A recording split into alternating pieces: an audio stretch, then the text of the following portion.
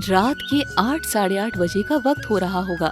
यूं तो इस समय तक गांव में कुछ इक्का दुक्का लोग सड़कों पर दिखाई पड़ते ही रहते हैं, लेकिन सुबह से हो रही जोरदार बारिश के कारण आज सड़कों पर सन्नाटा पसरा हुआ था। रमेश की पत्नी की आज सुबह से ही तबीयत खराब थी। बारिश कुछ हल्की हुई तो वो पत्नी उमा की दवाइयाँ लेने के लिए बाहर निकल गया। कुछ ही दूर चला होगा कि उसे अपने पीछे से पायल की छमछम और चूड़ियों की आवाज सुनाई पड़ी।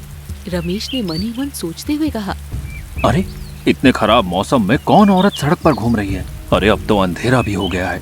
गांव में तो इस समय तक सभी महिलाएं घरों के अंदर होती हैं। रमेश अभी सोच ही रहा था कि अचानक उसे अपने कंधे पर एक हाथ का स्पर्श महसूस होता है।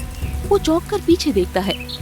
सुंदर महिला मुस्कुराकर कहती है, क्या आप इसी गांव में रहते हैं भाई? रमेश थोड़ा हिचकिचाते हुए कहता है, हाँ रहता तो इसी गांव में हूँ, लेकिन आपको पहले कभी इस तरफ देखा नहीं।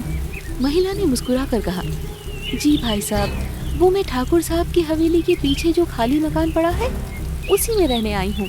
रमेश थोड़ा गंभीर होकर बोला, ओह अच्छा, आप इतनी रात गए यहाँ अकेली कैसे? हाँ भाई, आज रक्षाबंधन का त्योहार है ना, तो दोपहर को मेरे भाई का फोन आया कि वो मुझसे राखी बंधवाने आ रहा है। उसके आने की खबर मिलते ही मैं बारिश में भी उसके लिए राखी खरीदने निकल गई। बड़े प्रेम से मैंने अपने दोनों भाइयों के लिए राखी खरीदी थी, लेकिन रात होने को आई वो दोनों अभी तक नहीं आए। हाँ, इस गांव में अंधेरा होने के बाद गाड़ियाँ और मोटर बहुत ही कम दिखाई पड़ती है। शायद आज के खराब मौसम में उन्हें यहाँ तक पहुँचने के लिए कोई साधन ही नहीं मिला होगा। आप परेशान न हो। आप भी तो मेरे भाई के समान ही हैं। क्या आप मुझसे राखी बंधवा लेंगे?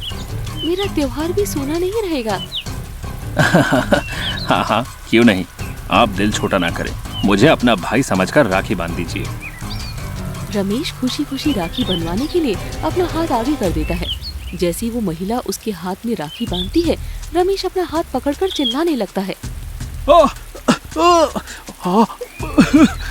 ये क्या बांधा है तुमने मेरे हाथ में? मुझे इतना दर्द क्यों हो रहा है? अरे खोलो इसे, खोलो। अचानक ही वो सुंदर औरत एक भयानक चुड़ैल का रूप ले लेती है। ये कोई आम राखी नहीं है, ये चुड़ैल की राखी है। अब तू चुपचाप मेरे साथ चल। इतना कहकर चुड़ैल रमेश की आंखों में आंखें डालकर देखती है और रमेश सम्मोहित होकर उसके पीछे पीछे चलने लगता है। वो चुड़ैल वापस से सुंदर महिला का रूप ले लेती है। रमेश को उसका मित्र सोहन गांव से बाहर की ओर जाते हुए देख लेता है और आवाज लगाता है, अरे रमेश, अरे इतनी रात गए गांव से बाहर उस सुनसान रास्ते की ओर कहाँ जा रहे हो? सोहन रमेश का नाम लेकर कई बार पुकारता है, लेकिन रमेश चुड़ैल के सम्मोहन में होने के कारण उसकी आवाज नहीं सुन पाता है। नमस्ते भाई साहब, आप रमेश भाई साहब को जानते हैं? हाँ, दोस्त है मेरा, लेकिन न जाने इतनी रात गए कहाँ भागा जा रहा है। अरे कितनी आवाजें लगाई, सुन ही नहीं रहा है। आप कौन? रमेश को कैसे जानती हैं आप? आज रक्षाबंधन के दिन मैं अभागी बहन भाई के बिना बहुत उदास थी, इसीलिए अभी अभी रमेश जी ने मुझसे राखी बंधवाई है। क्या आप भी मुझसे राखी बंधवाकर मेरे भाई बनना चाहेंगे? चुड़ैल की चाशनी में डूबी आवाज सुनकर सोहन भी उससे राखी बंधवाने से मना नहीं कर पाया और उसने भी अपना हाथ आगे कर दिया। मेरी इस राखी को आप कभी भूल नहीं पाओगे प्यारे भैया। इतना कहते ही वो चुड़ैल फिर से भयानक रूप में आ जाती है। कलाई पर बंधी चुड़ैल की उस राखी के कारण सोहन दर्द से छटपटाने लगता है और फिर सम्मोहित होकर वो भी चुड़ैल के पीछे पीछे चलने लगता है। कुछ देर बाद चुड़ैल भयंकर हंसी हंसते हुए कहती है, अब मनाऊंगी मैं रक्षाबंधन, लेकिन अफसोस कि मेरे साथ मनाई हुई राखी तुम दोनों की आखिरी राखी होगी। चुड़ैल की भयंकर हंसी सुनकर रमेश और सोहन उसके सम्मोहन से बाहर निकल आते हैं और खुद को एक खंडहर में बंधा पाकर रोने लगते हैं। अरे हमें यहाँ क्यों लेकर आई हो? अरे हमने तुम्हारा क्या बिगाड़ा है? मैंने तो तुम्हें अपनी बहन समझा था। जाने दो मुझे, मेरी पत्नी बहुत बीमार है, वो मेरा इंतजार कर रही होगी। जाने दो मुझे। अरे मुझे क्या पता था कि मैं एक औरत से नहीं चुड़ैल से राखी बंधवा रहा हूँ। अरे देखो, हमारे हाथ खोल दो, भगवान के लिए हम दोनों को जाने दो। अच्छा जाने दूं तुम दोनों को, जाने दूं। क्यों? मैं चुड़ैल हूँ तो क्या मैं राखी नहीं मना सकती? आज तो मैं तुम दोनों का खून पीकर तुम दोनों को धीमी आंच पर पका कर खाऊंगी। इतने सालों बाद तो आज राखी मनाने का मौका मिलेगा। चुड़ैल की डरावनी बातें सुनकर दोनों दोस्त चीख पुकार मचाने लगते हैं। तुम इंसान जब ऐसे चीखते चिल्लाते हो ना तो मुझे बहुत आनंद आता है। तभी चुड़ैल हंसते हंसते अचानक गंभीर हो जाती है। तुम्हें भी तो बहुत मजा आया था ना उस दिन जब मैं अपनी जान की भीख मांग रही थी और तुम दोनों दोस्त जोर जोर से ठहाके लगा रहे थे। मेरा भाई उस रात मर गया था वो बेचारा। आखिरी बार अपनी बहन से राखी बंधवाना चाहता था, लेकिन तुम दोनों के कारण मैं अपने भाई की अंतिम इच्छा भी पूरी नहीं कर सकी। रक्षाबंधन के दिन सूनी कलाई लेकर मेरा भाई हमेशा के लिए इस दुनिया से विदा हो गया। इतना कहकर वो चुड़ैल चीख चीख कर रोने लगती है। चुड़ैल के इतना कहते ही 3 साल पहले की घटना के दृश्य एक के बाद एक रमेश और सोहन की आंखों के आगे तैरने लगते हैं। रक्षाबंधन का दिन था। रमेश और सोहन शहर में टैक्सी चलाते थे। रात के 9 बजे का समय रहा होगा। शहर के बाहर एक सुनसान रोड पर टैक्सी खड़ी करके दोनों दोस्त शराब पी रहे थे। तभी गाड़ी के शीशे पर दस्तक होती है।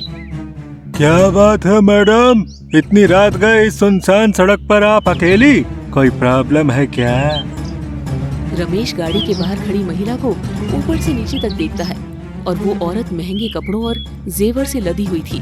उसके हाथ में एक चमचमाती हीरे की अंगूठी और पर्स देखकर दोनों दोस्तों का ईमान डगमगा जाता है। अरे बहन, क्या बात है? हमें बताओ, हम आपकी मदद करेंगे। भैया, मेरी गाड़ी खराब हो गई है, प्लीज मुझे सिटी हॉस्पिटल तक छोड़ दो। मेरा वहाँ जाना बहुत अर्जेंट है। हाँ हाँ, क्यों नहीं। हाँ, बिल्कुल मत घबराइए, जल्दी से अंदर बैठ जाइए। हाँ। महिला गाड़ी का दरवाजा खोलकर अंदर आ जाती है। क्या बात है बहन, आप इतनी घबराई हुई क्यों हैं? आज मेरा भाई विदेश से मुझसे राखी बनवाने आ रहा था। मैं पूरे दिन तैयार होकर उसका राखी बांधने के लिए इंतजार कर रही थी कि तभी हॉस्पिटल से उसके एक्सीडेंट की खबर मिली। मैं बस उससे मिलने के लिए ही निकली थी कि यहाँ सुनसान सड़क पर मेरी गाड़ी खराब हो गई। मैं अपने भाई की कलाई पर राखी बांधकर उसकी लंबी उम्र की कामना करूंगी। मुझे पूरा विश्वास है कि वो जल्दी ठीक हो जाएगा। इतना कहकर वो महिला जोर जोर से रोने लगती है।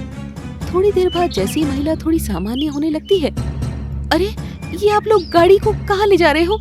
ये रास्ता तो अस्पताल की तरफ नहीं जाता है। हाँ, तो हमने कब कहा कि ये रास्ता अस्पताल की ओर जाता है? ये रास्ता तो जहन्नुम की ओर जाता है, जहाँ हम दोनों तुम्हें लेकर जाने वाले हैं। देखो, गाड़ी रोक दो, जाने दो मुझे। मैं पहले ही बहुत मुसीबत में हूँ। भगवान के लिए मुझे जाने दो। मेरा भाई मेरा इंतजार कर रहा है। अरे करने दो ना इंतजार, हम क्या करें? आज तो हमारे हाथ लॉटरी लगी है। अरे इतनी आसानी से तुम्हें नहीं जाने देंगे। रमेश और सोहन जंगल की ओर गाड़ी घुमा देते हैं। चल जल्दी जल्दी सारे गहने उतार और ये पर्स इधर दे। देखो भैया, तुम्हें जो भी चाहिए सब ले लो, लेकिन मुझे जाने दो। आपकी भी तो बहन होगी, मुझे अपनी बहन समझकर बख्श दो। अरे तो हमने कब कहा कि तुम हमारी बहन नहीं हो? अब भाई से राखी का तोहफा तो लेती जाओ। इतना कहकर सोहन एक बड़ा सा पत्थर उठाकर उसके सर पर दे मारता है। इसके बाद सोहन और रमेश महिला के गहने और पैसे लेकर वहाँ से भाग जाते हैं। कुछ याद आया मेरे प्यारे भाइयों? उस रात तुम दोनों ने मुझे राखी का तोहफा दिया था ना, तो आज मैं तुम दोनों को तोहफा दूंगी। ऐसा तोहफा कि तुम्हारी आत्मा कांप जाए। सोहन और रमेश अपनी की लाख माफी मांगते हैं, लेकिन वो चुड़ैल उनकी एक भी नहीं सुनती। बारी बारी से वो रमेश और सोहन को मारकर उनका खून पी जाती है और इस तरह चुड़ैल अपनी राखी का बदला ले लेती है। रमेश और सोहन उस रात कहाँ गायब हो गए थे, ये राज ही रह जाता है। इसके बाद वो चुड़ैल भी वापस कभी गांव में दिखाई नहीं देती है।